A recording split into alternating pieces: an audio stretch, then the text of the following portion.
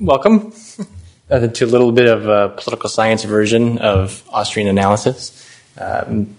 The concern I had with political science theories is that they seem to be too narrowly focused on predictive qualities and so forth, and not as much so on explaining why judges decide cases the way they do. So this paper, I focus on the Supreme Court. It's more interesting to most, and it's easier to follow along. So the predominating models of judicial decision-making include one is the legal model and another is the attitudinal model, and this is where much of the debate exists. The legal model, which is familiar with everyone, especially lawyers and judges, that the rule of law and the facts of the case determine the outcome. So the judges are, look over the case and decide objectively what the best decision may be. They're, not supposed to include their own biases and so forth.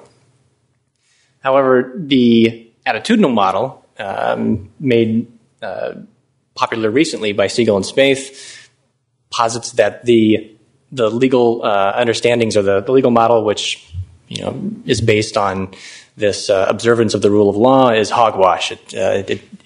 It's instead of reasoning through cases and precedents, judges simply decide what their policy preferences are, and they rationalize using previous cases. And this makes sense to us. We understand that most people make decisions, or all people make decisions based on their preferences. What they want to see happen in the future. That dictates their decisions.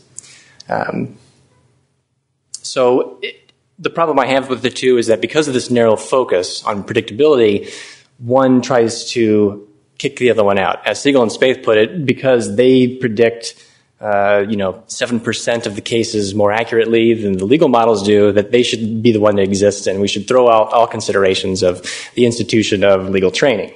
So I propose that we change. The political scientists should have a change in focus. Instead of which one predicts better, we should see how and to what extent do institutions and institutional changes affect the advancement of those preferences.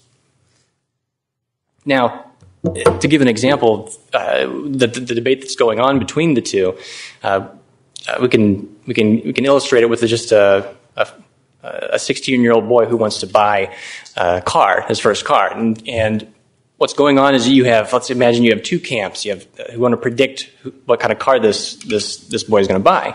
Now we know that his number one preference is for a Corvette. He likes Corvette. It's got a V8 engine, got a lot of power, and so that's at the top of his preferences. And he also has the option of buying a Kia. It's a four-door. It's not as sporty, but it gets better gas mileage. So he has to weigh the pros and cons. And the 16-year-old boy, with everything else, as is, he's going to take that Corvette. Now, the attitudinalist approach to this would be, well, we want to determine that this boy is going to buy the Corvette if he has enough money in his pocket. We'll call this the money in the pocket model of 16-year-old new car buying boy decision making. And then you have the opponents of this, who say, well, that can't be the case because we have insurance to consider. The insurance premiums would be way too high. And so we're going to have the insurance model of predicting this output. Both of them are fighting because one predicts better than the other, and so we should kick the other one out, right? Well, we all know that more considerations go into the purchasing habits of a 16-year-old boy. They have to deal with the pressures from mom and dad who don't want to see him in a two-door sports car with a V8 engine, and also the pressure of friends and so forth who would like to be able to ride around in a convertible Corvette. So we have the similar thing going on here, and so to understand how that boy is going to buy that car, yes, we need to know how much money he has on hand, but we also need to know how important the institutional constraints on him are. And so if we start from the free market point of adjudication, we have no government, and when we have disputes, litigants will have to find a third party to resolve their case. And so that third party is incentivized by something. Now, in order for those two parties to agree upon someone to handle the case, and right off the bat, people have concerns. Well, the one party's just going to find a judge who will side with him. I pay him money on the side, and he decides my case, right? Well, in the free market, there'd be an incentive for those judges to act according to a profit, and the profit incentive is maximized by just adjudication, right? In order for that judge to get customers, if you go from one case to the next, people have to be confident that he's going to be objective, and he's not going to base his decisions upon the side payments of one of the parties. And of course, in free market, you don't have the show of force. You can't. The judges wouldn't be able to enforce their decisions by gunpoint, and so ostracism would be used instead. And so we understand that. But we have two considerations that are recognized by political scientists and within the models of judicial decision making. But their institutional concern is much too limited. They're interested in how Congress or the presidency affects judicial decision making. So in the case of Congress, the political scientists would want to see, okay, what's the makeup of Congress and what's the makeup of the court? Is the court has to kind of, temper its decision based on the fear of having their jurisdiction reduced or eliminated, or a law, changing their decision, whatever. And then there's also a strategic model of decision making, which is more specifically concerning the certification process, or the cert process, which they vote on cases that they come on the dock, whether or not to hear them. So an interesting point about that is that you only need a minority of votes, I believe it's 4, to hear a case. So you could have a case where there are 3 judges who really want to hear it, and the other 6 don't, not much, but maybe you have someone in the middle that, okay, I'll hear it if, right? So you can run into situations where there's a strategic way for judges to vote. So you're dependent more on the moderate judges here on furthering either a conservative or a liberal cause. And within that, this can be seen through the jurisprudential and the outcome mode. The jurisprudential mode is the mode in which the judges don't really care about a public policy preference, and you're more likely to see the 9-0 decisions here, but not necessarily, of course. Versus the outcome mode, where the judges are very interested in the policy outcomes, so like a highly contentious case. What happens here is when they go through an outcome or a jurisprudential mode, they have to determine whether or not the case will be a great vehicle for furthering their cause, whatever that is. So if a case comes to them that one justice wants to advance a certain cause, but it's a bad case, it's not going to provide a very good precedent, they might pass over it. They're not going to vote for it. Even though they want that policy, they're going to skip that, wait until a better case comes along. So there are institutional effects within the court itself to decide whether or not the court hears a certain case. Now, the effect of government institutions here, pretty straightforward. The Constitution sets the tone. We can imagine lifetime tenure, how that affects judicial decision making. It states what their jurisdiction is. They're allowed a monopoly on the final, as the final arbiter of law. And they have the use of force behind them now. We all know how that can affect it. And however, the important distinction here is that power replaces the profit incentive for the judges. So no longer does the judge have to, not so much concerned with the just outcome as much as he's able to grab more power for the court here. Now, this can be just simply viewed with just by looking at the number of important or cases over the course of the history of the court. And I looked at 3 major political events here. And we have Adams' court packing scheme, the Civil War, and then FDR's court packing scheme. Now, we usually don't call Adams' court packing, or we don't usually call it a court packing, but it really was the first court packing scheme. It was just the successful one, right? And the midnight judges, he was able to get a lot of Federalists on the court. Because why? He was scared that the structure of the court would not institutionally protect the Federalist causes. So one way to do that is to put as many Federalist judges you can on there as possible. And the Civil War, of course, is the next. This ended the threat of nullification and secession from the states.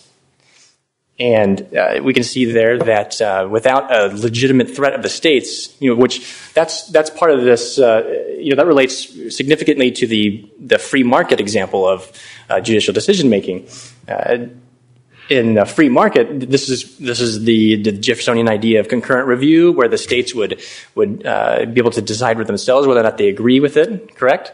So by getting rid of that increases the power-grabbing capabilities of the Supreme Court. And, of course, the FDR's court-packing scheme, which changed since the Civil War won the federal-state battle, that was over with. Now, under the FDR's effect was that the judges could focus more on their policy preferences, specific policy preferences, not just federal-state battles. So the first example was the Marbury versus Madison. Chief Justice John Marshall was the Chief Justice at this time, and there were two possible paths that they could have taken, and that was the Marshallian judicial review, which ended up to succeed, and the Jeffersonian concurrent review. And this, of course, is this was the freer market version of between the two paths. Now, the institutional effects of this is that Marbury and Madison, there was less consideration for other branches and state preferences, greater judicial authority and power, and this resulted in longer judicial tenure. Those of you who know any court history, the first, before Jefferson was elected president, there wasn't that prestigious to be a Supreme Court justice. Why? Well, because they didn't perceive it as having that greater power. John Jay, retired from his position to go be governor of, I forget which state now. And there were other judges who were appointed that never even bothered showing up. But after judicial review and Marshall's establishment of judicial review, people could see the Supreme Court as being a vehicle for, having powerful influence in federal government. And so what happens here is Marbury versus Madison specifically opens the door for Martin versus Hunter's lessee, which allows the Supreme Court to hear or to question or review the decisions of state Supreme Courts. And as you can see here, this first source from the University of Houston, it's rating the most significant or milestone decisions in Supreme Court history. And you can see in the 1790s, before Jefferson, there was only one. They regard only one significant decision. And then after judicial review, then we started seeing it increase, but it's still relatively low to these others. After Civil War, you can see it balloons. It more than doubles throughout the decade.